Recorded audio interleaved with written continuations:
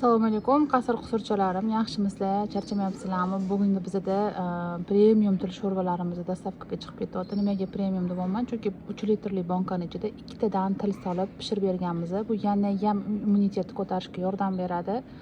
O'zini maxsus usullarida hidsiz qilib pishiriladi. Hidi yo'qligiga 100% kafolat beraman. Xolasanglar bunaqa 1 litrli variantni ham probaga olib ko'rsanglar bo'ladi. 3 litrlini bitta til solib ham pishirib bera olamiz. Bemalol mana mazalarini yeb ko'rgan klientlarimiz bilishadi. Necha yildan beri til sho'rva, qon sho'rvalar olib kelishadigan klientlarimiz. Bizda har kuni наличие свежий partiyalar chiqadi.